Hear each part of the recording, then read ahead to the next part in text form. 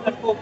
इस तरीके से मधुबनी षड्यंत्र में राज्यपाल गौतम बुद्ध जो है सत्ता के हाथ में लड़ाई को।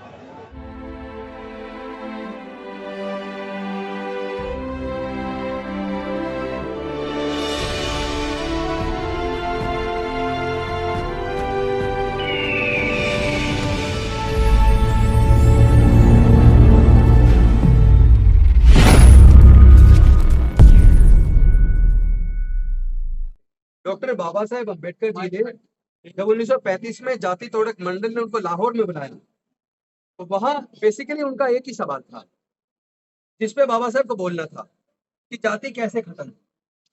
उसके ऊपर डॉक्टर बाबा साहेब अम्बेडकर से लिखित भाषण मांगा गया। डॉक्टर बाबा साहेब अम्बेडकर जी ने लिखित भाषण दिया और जाति तोड़क मंडल के जो सदस्य थे वो आर्य समाज के लोग थे। उन्होंने जब उस भाषण को पढ़ा तो उन्होंने कहा, बाबा साहेब या तो आप इसमें कुछ चेंज कर दो हमारे कहने से, वरना हम आपको बुला नहीं पाएंगे। तो डॉक्टर बाबा साहेब अम्बेडकर ने कहा कि चेंज करना तो दूर की बात है, मैं एक कोमा और मात्रा भी नहीं हटा सकता, क्योंकि उसके अंदर उन्होंने पूरा जो हिंदू धर्म के अंदर जो वर्ण व्यवस्था और जातिवाद है वो किस हद तक पूरे देश को खोखला कर रहा है, किस हद तक देश को पूरी तरह से बर्बाद कर रहा है, किस हद तक उन नस्लों को उसने तबाह कर दिया, उसका पूरा चित्रण पूरा वैज्ञानिक तरीके से पूरा साइंटिफिकली और रिसर्च करके जो उन्होंने बाबा साहेब अम्बेडकर ने वो लिखा था। जब उन्होंने बाबा साहेब को बुलाने से मना कर दिया तो वो भाषण बाबा साहेब ने एनिहिलेशन ऑफ कास्ट यानी जाति का विनाश उसके रूप में छुपवाया। तो फिर जाति खत्म करने का पूरा जीवन उन्होंने अपना लगाया, लेकिन जाति खत्म नहीं हुई। आज ही हम देख रहे हैं, पिछले कुछ ही दिन पहले की बात है, हमारे देश के राष्ट्रपति रहते हुए रामनाथ कोविंद जी, उनको मंदिर में जगन्नाथपुरी के मंदिर में घुसने नहीं दिया कि आप राष्ट्रपति हैं लेकिन दलित हैं और दलित को मंदिर में नहीं घुसने देंगे। और उसके बाद लगातार एक के बाद जिस तरह की घटना है, कभी बहन बेटियों की बलात्कार की हत्या हो रही है, कभी हमारे भाइयों की मूंछ रखने पर हत्या हो रही है, कभी हमारे भाइयों की घर छूने पर हत्या हो रही है, कभी हमारे भाइयों की मंदिर प्रवेश पर या मूर्ति छूने पर हत्या हो रही है, तो फिर कभी घोड़ा खरीद ले तो भी हत्या हो रही है, घोड़ी पे बारात निकाल दे तो हम ला रहे हैं। आए दिन जिस तरह का उत्पीड़न है, इसका मतलब जातिवाद खत्म होने का नाम नहीं दे रहा। तो हमारा जो संघर्ष है वो कोई कुर्सी बचाने का, एमपी एमएलए बनने का, राजनीति करने का, ये बिल्कुल आप समझ लीजिएगा, राजनीति बहुत छोटी चीज है। डॉक्टर बाबा साहेब अम्बेडकर जब हिंदू कोड बिल लेकर आए 1951 में, क्यों लाए थे? वो इसलिए लाए थे क्योंकि हिंदू महिलाओं को अगर पति मर जाए जवानी में तो भी उनको दूसरी शादी करने का हक नहीं था। इसके साथ साथ अगर पति छोड़ दे तो उनको गुजारा भत्ता लेने का हक नहीं था, और पति अगर जालिम और क्रूर हो तो उन्हें तलाक का हक नहीं था, पति की संपत्ति में पिता की संपत्ति में हक नहीं था, बच्चे नहीं होते तो बच्चे गोद लेने का हक नहीं था। तो डॉक्टर बाबा साहब अम्बेडकर 1951 में भारत की संसद में हिंदू कोड बिल लेकर आए, लेकिन पूरी संसद, सारे सांसद बाबा साहब के खिलाफ हो गए और उन्होंने कहा कि भारत में हिंदू महिलाओं को अधिकार देना ये हिंदू धर्म पर हमला है। लेकिन डॉक्टर बाबा साहब अम्बेडकर ने कहा कि अगर मैं अपने देश की महिलाओं को उनके मान सम्मान के लिए उनके हक अधिकार को नहीं दिला सकता तो मुझे कानून मंत्री बने रहने का कोई हक नहीं है। उन्होंने कानून मंत्री के पद से इस्तीफा दे दिया। तो जिस गौरव की अनुभूति उस वक्त बाबा साहब को रही होगी, मुझे ये इस्तीफा देने के बाद उसी तरह के गौरव की अनुभूति हो रही है कि मेरे बहन बेटियों के साथ बलात्कार करके हत्या की जा रही है, आए दिन रोज इस तरह की घटनाएं हो रही है, मेरे समाज के युवाओं की हत्या की जा रही है, घोड़ी पर चलने में हमले हो रहे हैं। तो ऐसे मंत्री बने रह के हम राजनीति करें, एमपी बने, एमएलए बने, लेकिन अपने समाज की लड़ाई को न लड़ पाए, तो फिर ऐसे बने रहने का कोई फायदा नहीं है।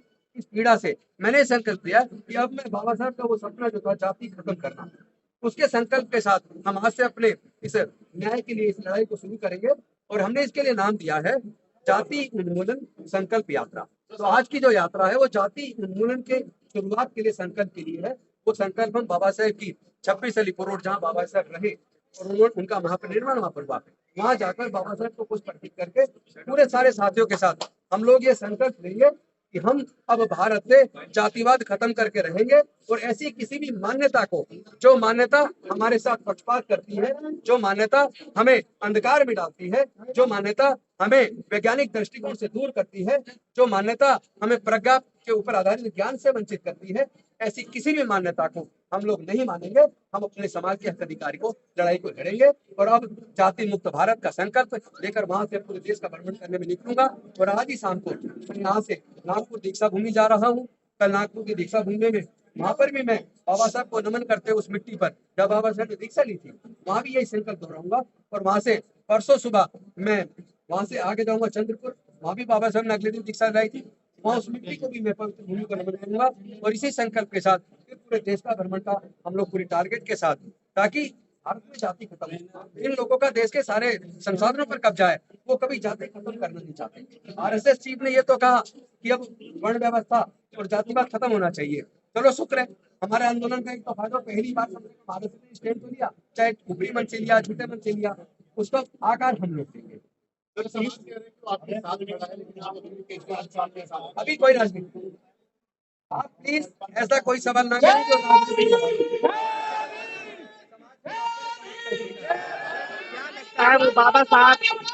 वो बाबा साहब जिसने भारत को न्याय, संगत और समतामूलक समाज की नींव रखी, आज भी उनके विचारों से इतनी घृणा क्यों? भाई देखिए, ये एक बात स्पष्ट हो गई है कि सारे मनुवादी लोग बुद्ध के धम्म से डरते भी हैं और नफरत भी करते हैं। वो डॉक्टर बाबा साहेब अम्बेडकर से डरते भी हैं और उनसे नफरत करते हैं। तो अब ये बाबा साहब का नाम लेने से काम नहीं चलेगा। विदेश में जाके कहते हैं मैं बुद्ध के देश से आया हूँ, ये नहीं चलेगा। ये दोहरी मानसिकता नहीं चलेगी। बुद्ध का धम्म भारत से क्या पूरी दुनिया ने स्वीकार किया है, क्योंकि वो शांति और मानवता का धम्म है। उसे मानने में किसी को दिक्कत नहीं होगी। पुलिस ने बुलाया, उसके बारे में सब 2 लाइन कहें। मुझे लगता है कि पुलिस को जिस बीजेपी ने भेजा था, उसी बीजेपी ने कहा कि अब रहने दो, क्योंकि उसको पता लग गया पूरा देश तैयार है और इसको जितना ज्यादा बढ़ाएंगे उतनी मुसीबत उनके लिए आने वाली है। उस्ताद में वो चाहते थे, ये एक उनका मुख्य सवाल था जो मैं आप सबको बताना चाहता हूँ। उनका मुख्य सवाल ये था कि क्या वो 22 प्रतिज्ञाएं जो 14 अक्टूबर 1956 को डॉक्टर बाबा साहब अम्बेडकर ने दी थी, क्या उनकी प्रासंगिकता आज भी है? तो मैंने विस्तार से जितना घटनाक्रम हुआ है, जिसमें राष्ट्रपति जी के साथ भी हुआ, जिसमें आईपीएस ऑफिसर्स के साथ भी हुआ, जिसमें हमारे जजेस के साथ भी हुआ, जिसमें हमारे तमाम ऑफिसर्स के साथ हुआ, हमारी बहन बेटियों के साथ हो रहा है, वो सारे सारी घटनाएं बताते हुए मैंने फिर ये बताया कि हाँ, आज भी इन 22 प्रतिज्ञाओं की जितनी ही प्रासंगिकता है, जितनी 1956 पार्टी से, लेकिन मैं आज कोई राजनीतिक चर्चा नहीं करना चाहता। ये जाति उन्मूलन संकल्प यात्रा है, उसके ऊपर बात करेंगे। सर, समाज को समतामूलक बनाने के लिए आपने एक बहुत साहसिक कदम उठाया सर। ये यात्रा कहाँ तक पहुंचेगी और देश के लोगों से क्या कहना चाहिए? जब तक मेरे सांस में सांस है, तब तक मैं पूरे देश का दौरा करके पूरे भारत को बनाने के लिए जो भी करना पड़ेगा, मैं अपने पूरे साथियों के साथ करूंगा। और मुझे खुशी हो रही है, अलग अलग पार्टियों के हमारे सांसद, विधायक, मंत्री फोन भी कर रहे हैं, अंतर मन से वो जुड़ रहे हैं। मुझे लगता है कुछ दिनों वो निकल के बाहर आएंगे, उनका डर खत्म हो रहा है।